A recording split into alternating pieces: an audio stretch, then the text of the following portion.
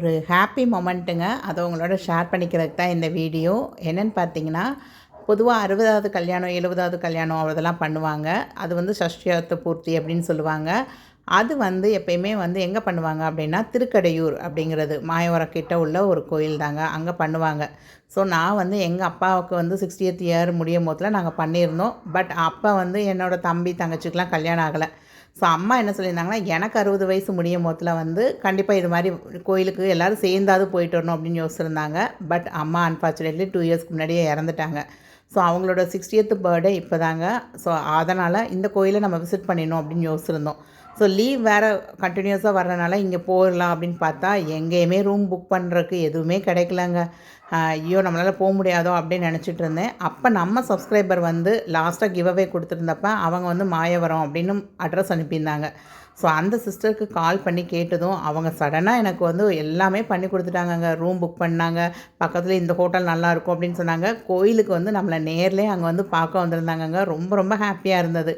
அப்போ அவங்க சொன்னாங்க, இங்கே வந்து நிறையா பேர் வந்து இந்த 60வது கல்யாணம் பண்ணுறதுக்கு அப்படின்னு சொல்லி நெட்லலாம் பார்த்து நிறைய பணம் வந்து ஏமாந்து போகிறாங்க. தேவஸ்தானத்திலே இதுக்கான அரேஞ்ச்மெண்ட்லாம் பண்ணுறாங்க. அதுக்குரிய கான்டாக்ட் நம்பர் முன்னாடி இருக்கும் சிஸ்டர். அதை கண்டிப்பாக நீங்கள் ஒரு ஷார்ட்ஸாவது போடுங்க அப்படின்னு சொல்லியிருந்தாங்க. இந்த இருக்குது பார்த்தீங்கன்னா, இந்த நம்பர் தாங்க. ஸோ நீங்கள் உங்கள் வீட்டில் யாராவது சஷ்டியார்த்த பூர்த்தி, 60வது கல்யாணம், 70வது கல்யாணம், 80வது கல்யாணம்லாம் பண்ணுறீங்கன்னா கண்டிப்பாக இந்த நம்பரை கான்டாக்ட் பண்ணி என்ன விவரம் அப்படிங்கிறத நீங்கள் கேட்டுக்கோங்க. அவங்களே வந்து எல்லாமே டாப் டு பாட்டம் ஹோமம் பண்ணுறது எல்லாமே வந்து உங்களுக்கு அரேஞ்ச் பண்ணி கொடுத்துருவாங்க. ஸோ நீங்கள் வெளியே யார்ட்டையும் கான்ட்ராக்டாக போக தேவையில்லை. கோயில் வளாகத்திலே நீங்கள் வந்து கேட்டுக்கலாங்க. ஸோ நம்ம சப்ஸ்கிரைபர் காயத்ரிங்க. அவங்க சூப்பராக எங்களுக்கு வந்து கோயில் பக்கத்திலே உள்ள ஒரு ஹோட்டலில் வந்து ரூம் இருக்குது அப்படின்னு சொல்லி பர்சனலாகவே நமக்கு வந்து சொல்லியிருந்தாங்க. பட் நம்ம வந்து கான்டாக்ட் பண்ணி நம்ம மொபைல்லே வந்து அந்த ரூம்ஸ் எல்லாம் புக் பண்ணிட்டோம். இருந்தாலும் எனக்கு வந்து அவங்க கோயிலுக்கு வந்து என்னைய பார்க்க வந்தது எனக்கு ரொம்ப ரொம்ப ஹாப்பிங்க. தங்கியிருந்த ஹோட்டல் வந்து செல்லா ரெசிடென்சிங்க. ஜஸ்ட்டு அப்படியே கோயில் கிட்டே தான் இருந்தது. அது பக்கத்துலேயே பார்த்திங்கன்னா இந்த லெகசி ஹோட்டல்னு ஒன்று இருந்ததுங்க. சாப்பாடு எல்லாமே சூப்பராக இருந்தது. அஃபோர்டபுள் ப்ரைஸில் இருந்தது. ஸோ நிறையா பேர் கல்யாணம் முடிச்சுட்டு வந்து விருந்து சாப்பாடே இந்த ஹோட்டலில் அரேஞ்ச் பண்ணியிருந்தாங்க. கரெக்டாக பார்த்திங்கன்னா அந்த கோபுரத்துலேருந்து பார்த்திங்கன்னா இந்த ஹோட்டல் தாங்க. இது வந்து ப்ரமோஷன்லாம் இல்லை. யாராவது தேவைப்படுது அப்படின்னா கண்டிப்பாக அவங்களுக்கு யூஸ்ஃபுல்லாக இருக்குமே அப்படின்னு தான்.